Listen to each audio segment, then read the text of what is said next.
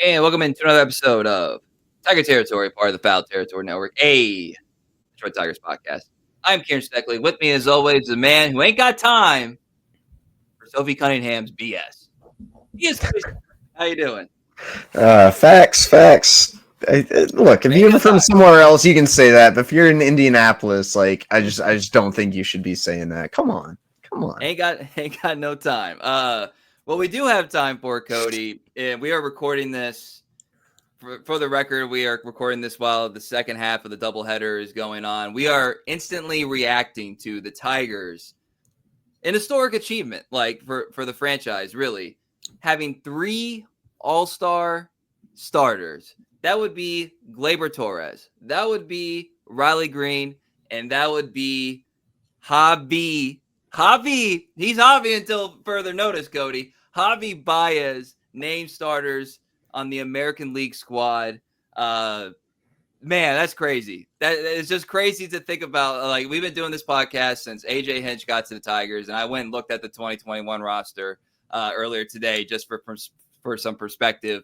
And here we are now talking about a Tigers team that could have more than 1/3 of the starting lineup in the All-Star game as representing the team. Isn't that crazy? Isn't that crazy? Some wild stuff. This is only the fourth time in franchise history the Tigers have had three fan-elected starters. The other times, 1984, heard that was a pretty good year, 1985, and 2007. So two of those are coming off World Series seasons. If I would have told you, let's say July last year, Javi Baez is going to start the All-Star game. I mean, Javi Baez is going to start the All-Star game in center field. What would you have said? I would have said, hey man, maybe those recreational drug laws need to be clamped down a little bit. That would probably be my reaction, especially the center field piece. And then also I would have assumed that there was some sort of special, like if I were to think something logically, like, oh, are they doing some sort of special event? Obviously, this nothing like a Pujols Cabrera thing, but I would assume there was some sort of commissioner's additive for some special reason that I wouldn't be able Javi's to. and now Javi's, the hip surgery didn't go well, and he's announced he's retiring. Right, or like in response to like a tragedy of some sort. Like that would have been the only thing. Like no, like that would have been the only thing that would have been like even conceivable at the time. Because like people gotta know, like it's not just they thought about DFAing him, which is like the kind of the national talking point that gets said. Right. It's that he was in afterthought in terms of being able to be actually productive. That's that they were coming into this year 100% planning on having a since demoted and recently called up Trey Sweeney as the everyday shortstop because they like consistency and upside more than Javi Baez. And then, and again, the story we've talked about, I'm trying not to be too repetitive here, but the outfield component of it makes it more fun. The fact that he's now, the everyday shortstop when he gets announced as the outfielder makes it more fun.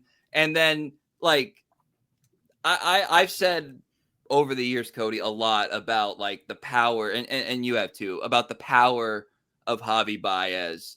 And I think it kind of was met with some eye rolls because I get it. Like the guy was a negative player for several years here. But on those voting graphics, I don't know if you guys noticed this, it wasn't Riley Greene on there. It was Javi Baez. The marketability of Javi Baez won the day, and it coincides with him being like a flat out deserving all-star. Now, I went and looked up several kind of basic summarizing stats for all these guys, and we'll obviously talk about Greene and Torres too. But here's something funny, Cody. As a center fielder, Javi Baez batted .294. As a shortstop, he is currently batting .324. It's all the other positions that he can't seem to hit, which is kind of funny. And then also, if you go and you look at his month splits, because I think even when it was going well to start the year, you're just like, all right, where's the regression coming? Mm-hmm. And that would have been the month of May. So in April/March, he is a near 300 hitter. That goes down to 250 in May. But June, and I don't think we gave this enough credit, June he batted 308, Cody. And wow. and that's combined with like even his down month, which I know that's kind of, a couple games kind of lifted that. His down month of May was his most power. He had 5 home runs in the month of May. Right. And after only having one in the first, month plus, a couple days in March. So like the wave is actually not as steep as I think we were anticipating. And then also with the way it played out, like he has been one of your most valuable and one of your most consistent players while playing for a time playing every day, and now basically playing every day with a little bit of help here and there. It's true. It's truly remarkable. I think he deserves a ton of credit. We've seen instances this season of all-stars, perennial all-stars, not taking too kind to a suggestion of a position change. He did that, and he not only did that, he performed remarkably well. He gets rewarded. It's his 3rd career all-star, first time since 2019. What else can you say, man? It's one of the more remarkable, unbelievable stories that I think has happened in baseball, period, in the last absolutely decade.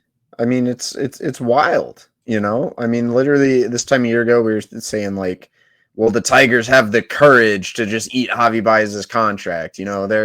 People are like, they're soft if they just don't do it. And I guess this is one kind of a lesson. Like, one reason I don't always love to talk in absolutes on this podcast is because this game kind of tells us time and time again, like, you just never know.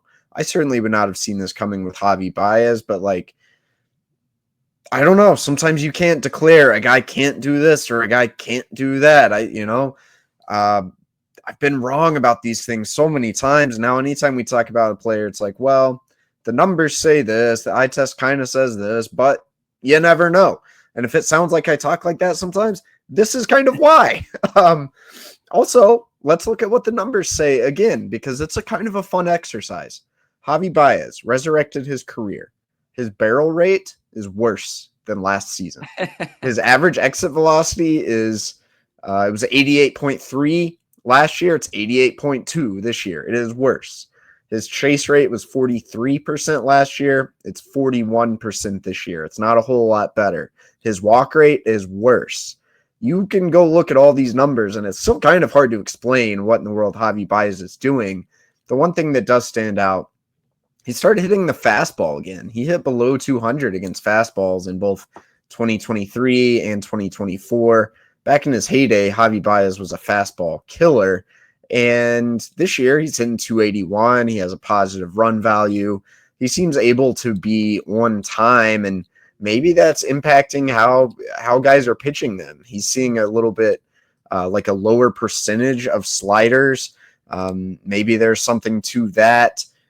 He's had some good batted ball luck, but he's been able, even though the barrel rate's not there, he's tapped into the power. That was my big concern entering the year. Like, maybe he can adjust the swing and hit some more singles, but does this guy still have any pop? Well, we've seen that there's some pop in there still. I don't have any grand explanation beyond that, but we've talked about it time and time again. Like, Javi's having fun every day, and I think that's probably the coolest part. You can just see a difference in his body language, in the way he's playing the game. He's energized. I think he likes being on a winning team, playing in front of some big crowds. And maybe it doesn't hurt having a guy like Gleyber Torres as his teammate. Yes, and we will talk about Torres. We will talk about Greene. But first, a word from our sponsors. Nothing says summer like long days, clutch plays, and firing off a few bets on the game, all with DraftKings Sportsbook. Never bet on baseball before? It's easy. Pick a guy to go yard, hammer some live odds mid-game, or just ride with your squad and hope for the best. No spreadsheets, just vibes and dingers. Here's something special for first-timers. New DraftKings customers bet $5 and get $150 in bonus bets instantly. Download the DraftKings Sportsbook app and use code FOUL. It's code FOUL for new customers to get $150 in bonus bets instantly when you bet just $5. Only on DraftKings, the crown is yours. Gambling problem? Call 1-800-GAMBLER. In New York, call 877-8-HOPE-NY or text HOPE-NY 467-369. In Connecticut, help is available for problem gambling. Call 888-78-9777 or visit ccpg.org. Please play responsibly. On behalf of Boot Hill Casino and Resort, Kansas, 21 plus age and eligibility varies by jurisdiction. Void in Ontario. New customers only. Bonus bets expire 168 hours after issuance. For additional terms and responsible gaming resources, see dkng.co/audio. All right, coming back here. The Torres piece is fascinating because that's something, Cody, that with the cliche elements that we kind of lean into, but say like, is this really real? Having one of your good buddies maybe has some benefit because Torres is having like a career resurrection, like in a way, he's having a career resurrection because like this is he was an all-star twice before this, right? But this guy stayed on the market for a bit, stubborn or principled, depending on how you feel about what his value and what his position would be, and settled for a 1-year prove-it deal. Because not all 1-year deals are created equal, and a lot of them end up being like opt-out type deals anyway. But like, there's nothing.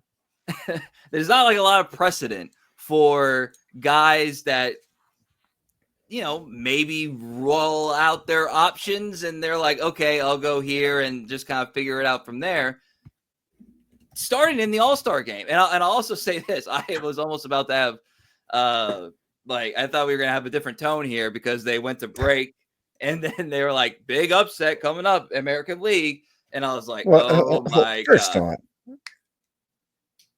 How are we getting a 30-minute? Like, why is it taking 30 minutes to announce the All-Star? We're getting 30 minutes of TV out of this. I mean, I guess maybe is that good for baseball? I don't know. I think I sat there and watched it. I didn't really enjoy it. I was like, all right, let's get this show on the road. When they went to commercial to do the outfield, I was like, oh my God. But I was like, man, did Jackson Holiday get, and look, we love Jackson, Stillwater people, you know, this is not anti-Jackson, but I was like, did Jackson Holiday pull out this huge upset? And then it turns out it's Wilson over Witt Jr. at shortstop. But anyway, Torres has kind of laid the blueprint for what it actually means to bet on yourself in this way. Because like guys that are talented enough to start all-star games typically aren't like shown the door before the previous season ends, which metaphorically is basically what Gleyber Torres was to the Yankees. They had no interest in bringing him back. They more or less, they made that clear at the trade deadline, basically with the Jazz trade, even though he's playing third base, and then he said I was supposed to play second base. So anyway, I guess all other teams have positional mishaps as well. So like Torres has been nothing but a professional hitter. Like it was a little scary when he had that side strain. I don't remember what they technically called it. But he's an everyday guy. He goes about his business. I've been pleasantly surprised with his defense. He has bought in to the base running identity of this team. And he's the first like position player additive of this regime to be like, we identified this. We can make things work, even if it doesn't seem like it is like a perfect fit initially. We'll be able to make it work because we have this infrastructure. And yeah, and by the way, your guy Javi is going to be on the team too, and you guys are going to have a ball. Well, again, let's go back in time. Remember when the Tigers signed Gleyber Torres? It was like no one saw it coming, number one. Yeah. No rumors out there. Nope. We thought the Tigers had a second baseman. We thought his name was Colt Keith. They signed Gleyber. It's like, okay, well, I don't hate it because of the offensive profile. He's consistent. He gets on base, but it was like his defense is bad. Base running's bad. Fans were really over him in New York. At the time, we didn't know what was going on with Spencer Torkelson. It was like, really? You went with Gleyber instead of getting a first baseman? And now here we are. Twerk's having a resurgence season, was in All-Star consideration himself. Probably won't get in as a reserve, but certainly borderline, certainly worthy of being in that discussion. Gleyber Torres, far and away the best numbers of any second baseman in the American League. And what I really wouldn't have expected, not knowing Gleyber before this, he has been exactly the guy this team needed, both from a production standpoint. We've seen that consistency we talked about, and it's been to an even higher degree in terms of his ability to get on base.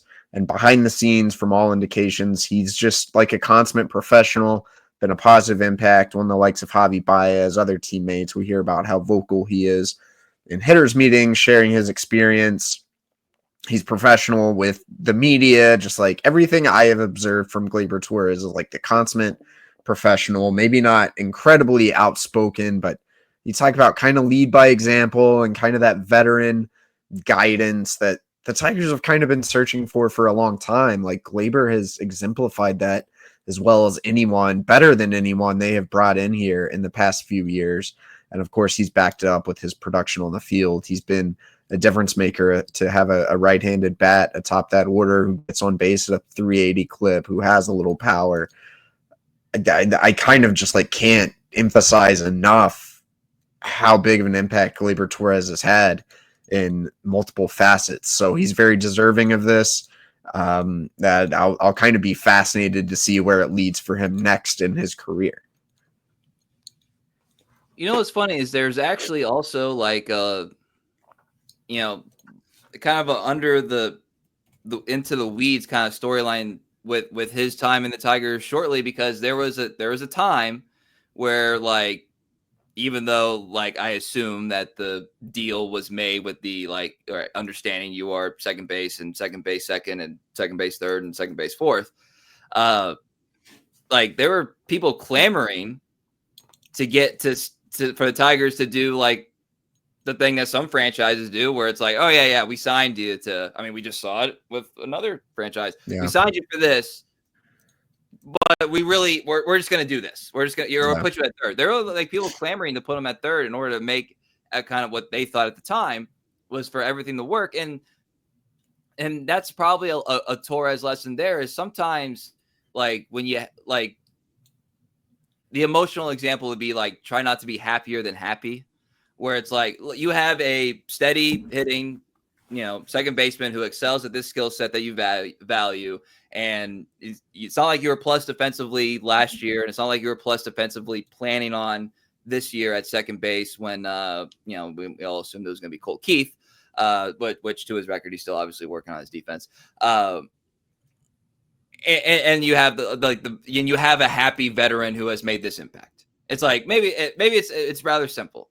It's rather simple. Gleyber Torres, the headline of the offseason, which was kind of like, oh, okay, well, that's not much of a headline. Yeah, it is. It turns out he's an all-star game starter. So, happy for him. Happy to hear, like I think sometimes New York tends to, like, New York is one of those things where it just exaggerates everything. It exaggerates greatness, and it exaggerates flaws.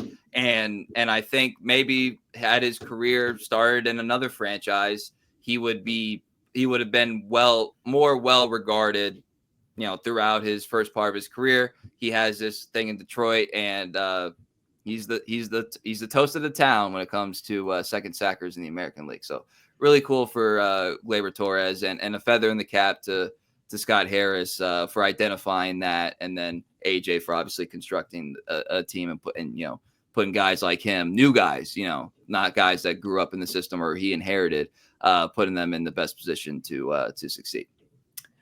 Which leads us to a guy who is not making his first career All-Star appearance. I don't know if you caught this, Cody, but when they announced Riley Greene, the other outfielder, they said the graphic said first career All-Star appearance. So the Tigers still have yet to net all the respect that they deserve. But Riley Greene is your third outfielder, or probably more accurately, second outfielder. The voting was 33% of he got a third between four people of votes to fill a spot in the outfield. Riley Greene gets his first career start as an All-Star and his second consecutive All-Star appearance. He hit 2 home runs today, Cody, but it's the month of July. In the month of June, Riley Greene had basically the career average of Ty Cobb. He hit 360 and with a 400, 404 on base and a 630 slug. 6 home runs, 9 doubles, still doing his thing defensively, not necessarily preserving his body in left field, but that's a conversation for another day. He has become like he's become everything and probably exceeded it, because I don't know if anybody would have guessed that he would be starting in the outfield of the American League this soon. But he has become everything that was kind of envisioned for him when he was selected 5th overall in the 2019 draft. I had that right, 2019 draft. Mm-hmm. And like I said, 2-time All-Star starting. He's no longer like this cool young player. He's no longer this like, hey, this is a good season. Let's, he deserves an All-Star dot. He is now, as we talked about with Austin a couple of weeks ago, in my opinion, like this is star stuff. Riley Greene is like at the very beginning of star of the path to stardom. Once they get his All-Star game selections. You talked about Gleyber Torres, Kieran. Imagine if Riley Greene played in New York. Like, oh yeah, he would be pretty famous, like, and instead we're just now getting there. People are just now catching on to like, oh, this Green guy's pretty good. He's got 20 homers at the break. Yeah, he's pretty good. And to people in Detroit, this is no surprise. This was the best position prospect the Tigers have had in a long, long, long time. And all he has done is live up to every bit of that hype. He deserves credit for that, for handling the pressure that comes with that, for handling the expectations, for navigating some hard times, not necessarily being a star right away in the major leagues, going through some slumps, going through a slump this year when everyone was like, can you take your game to a higher level? Can you be this MVP vote getter? Got off to a tough start, and now he is scorching. You're mentioning him in the same sense as Ty Cobb, because that's how good he played in the month of June, and he's off to a great start, of course, here in July. Can't say enough about Riley Greene and what he's done. The hitter he has become, he's legit. There are just not that many guys ahead of him that you would want in the middle of your order. The Tigers are lucky to have him. They're lucky to have him under control for a few more seasons as well.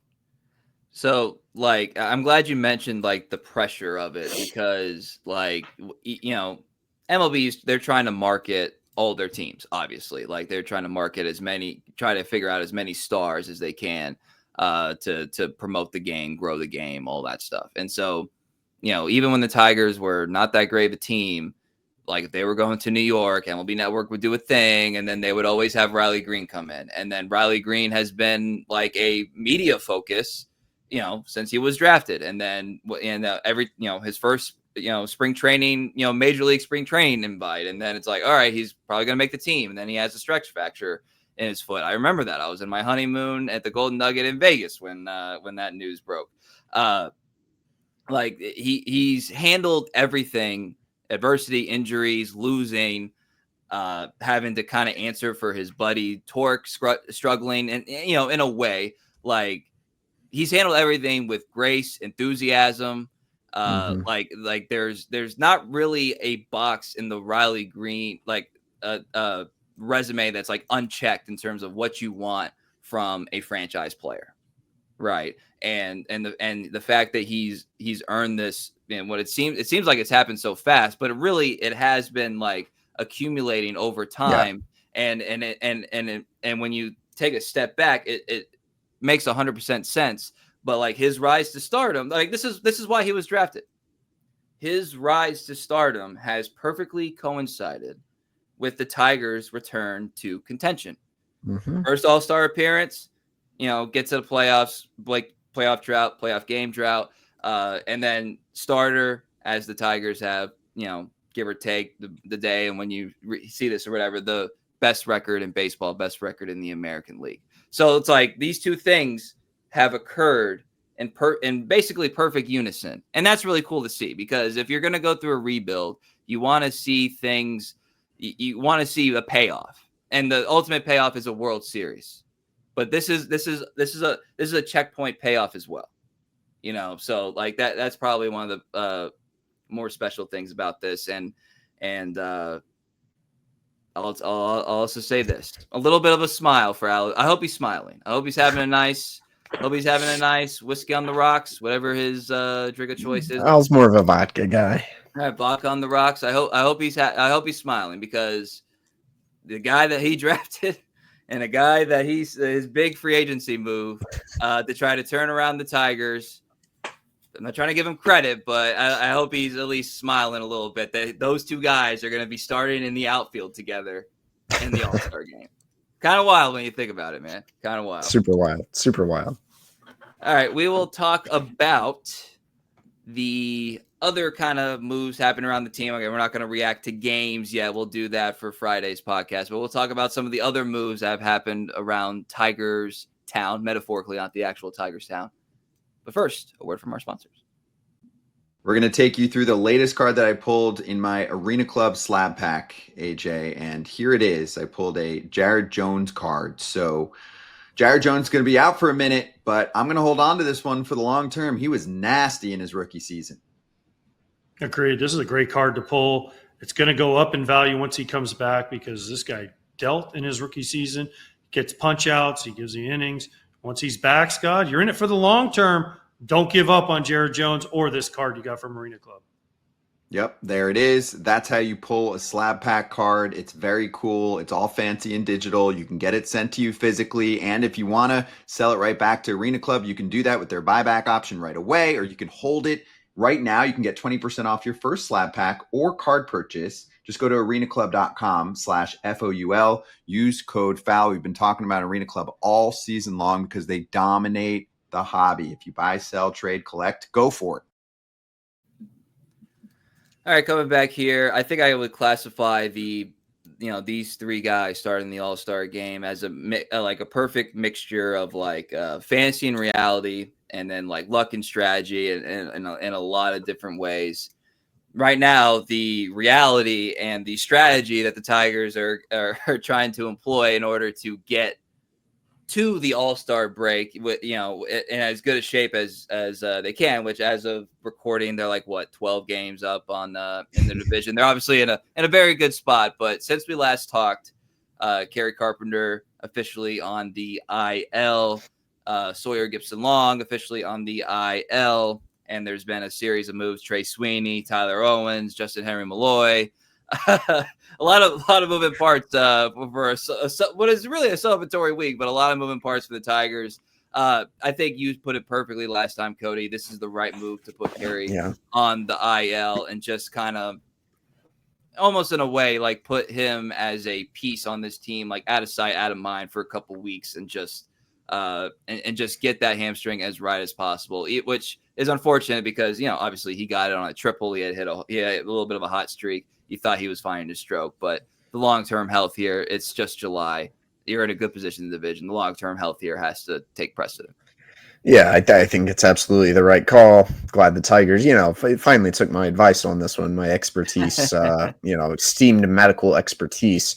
Hopefully you can just get the inflammation out. Hopefully that hamstring is good to go after the All-Star break, right? If it can be kind of a reset, and hopefully it doesn't take a whole month to get right, but maybe if he's able to rest it, come back, be 100%, I think that is going to by far be worth not having Kerry Carpenter for 8, 9, 10 games, whatever it may be, just to get him right, because he was not right for the majority of the past month. Even he started hitting a little bit at the end. I mean, we saw him running. It just wasn't good. So I think this is best for all involved.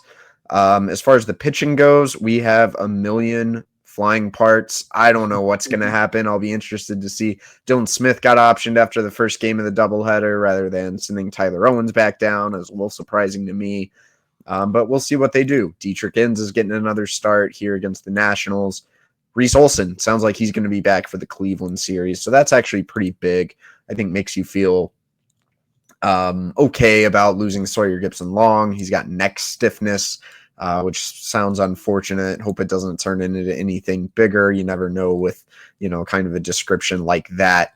I'm just really interested, honestly, to watch Reese Olson this weekend and see what he's going to give you. He's a guy you need to be the best version of himself, I think, this second half, and it could really go a long way in stabilizing your rotation if you get that out of him. And then I'll be curious to see how long Trey Sweeney sticks around. I'm not sure what the plan is going to be there with Jahan also up for this doubleheader. Probably be kind of matchup dependent. The Tigers do face another lefty, Logan Allen in Cleveland. Trey Sweeney, clearly the Tigers wanted him to make some adjustments, go down and be able to get more consistent at bats, work on things in a lower pressure environment. Made a lot of sense, right? I think he needed it, but now you have another injury and now he's back up here, but probably not going to play a lot. So let's see how that one shakes out as well. But the best thing for Trey Sweeney realistically is probably to be getting at bats in Toledo right now. Yeah, the aforementioned Javier Baez being, a big part of why it's going to be a little bit, more challenging to get him at bats. But we know AJ is going to, figure out if they're there, they're in the clubhouse, they're going to figure out a way to use them in some fashion. And, for the record, in the first game of Wednesday's doubleheader, he did have some good swings there, and it was nice to see him get on base and all that stuff. And then, Jahan gets the call up. All right, buddy. Go bat lead off against Mackenzie Core. Not in Toledo anymore. Here's something about Jahan, Cody. I was like, all right, look, I'm not gonna try to keep track of all these guys like daily in Toledo because, as we joke, like I don't know what AAA stats mean anymore. Right. But considering he was there for basically a month, the better part of a month, I was like, all right, well, let's see what was going on. He had a 292 average. I think I wrote that 480 on base. I might have wrote that down. Maybe 410. I'll look that up in a second. I think it's 480. I think that sounds right. 480 on base. You know what his slug was? Did you look this up? No, I don't know that one. 361. He had a home run and 2 doubles in the month at Toledo. So he was hitting and he was getting on base, but he wasn't hitting for much power.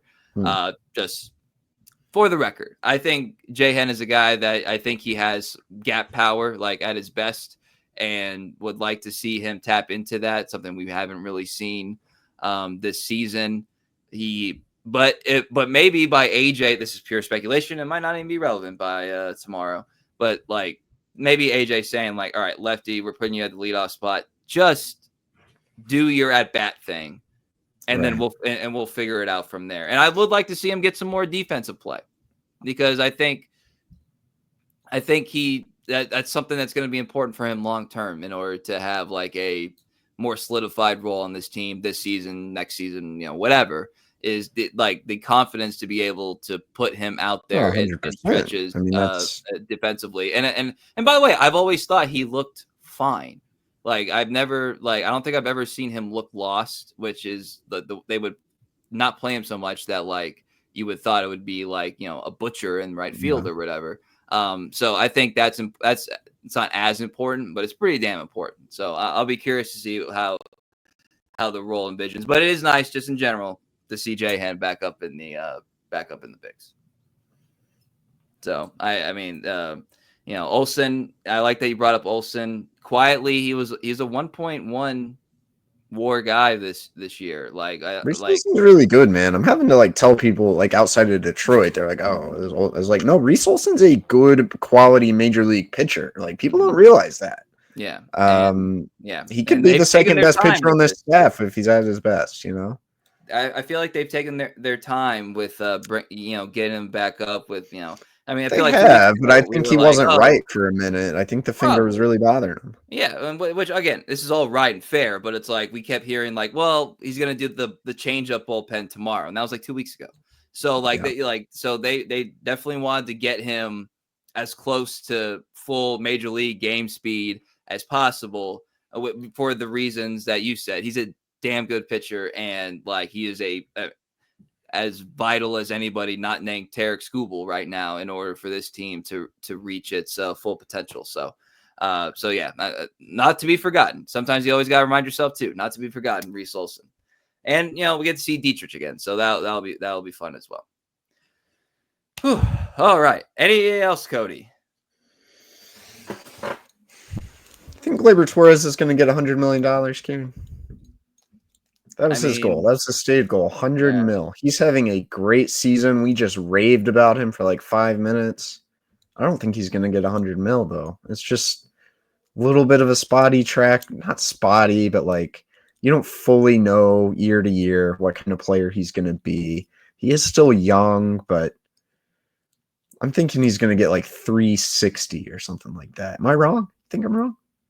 You think the Tigers should extend him? What do you think? No, I don't think you're wrong. I think, I would definitely be open to extension talks with Gleyber Torres because I think the groundwork has kind of been laid by that a little bit with having Colt Keith, seeing if this third base thing can be viable in a way. And, things that change year to year. It doesn't change Gleyber Torres. Gleyber Torres just doesn't change year to year. In 3 years, I'm sure he's going to want more than 3 years, but you could convince him, hey, man, that's when you're going to be 30, 31. You do this for a little bit longer, like that you're still like kind of, and his style should age well anyway. Like we all knew the hobby thing was not necessarily going to age well. You were hopeful, but of course, maybe it did age well because now he's an all-star at 32. But like, you knew it wasn't going to age well. Whereas, Gleyber Gleyber in theory could do this another 5-6 years easily. Yeah. This is one of those things, like the first time I really thought about it in the last couple of weeks, I was like, no, they're, the Tigers aren't going to extend them because they have McGonigal coming. They still feel good about how you lead. Like they just have, even the Max Andersons, Chase Young, like they have infield depth. They have infield prospects coming. McGonigal might be in the big leagues next year.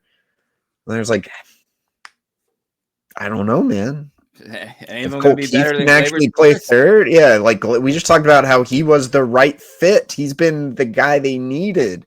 He does consistently get on base every year, regardless, even if the power fluctuates some.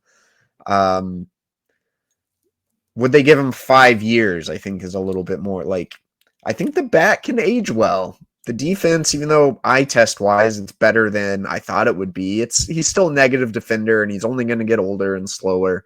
So that does worry me. Like, can he even play second base in 5 years' time? I don't know. I lean toward like I don't think they'll extend him just given the youth they have on the infield. I don't think they're going to want long-term commitments. But I don't know. I wouldn't totally rule it out. Or imagine they wanted one. Was it you said that? Was it? What if it's like a Flaherty thing? What if just no one quite wants to go 5-6 years, and they can get Gleyber a little shorter term? Ooh, I would kind of feel bad for Gleyber, but it'd work out pretty good for the Tigers. A fun game to play with your friends at the local watering holes is, who gets extended first, and some of them might not get extended at all.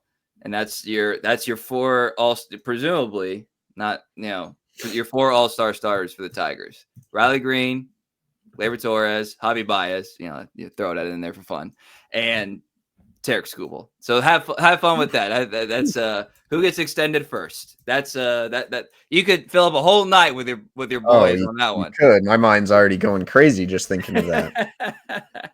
All right. I mean, a great day for the Tigers. A truly, like I said at the beginning, historic day. And Cody, you laid it out there. It doesn't happen very often, period.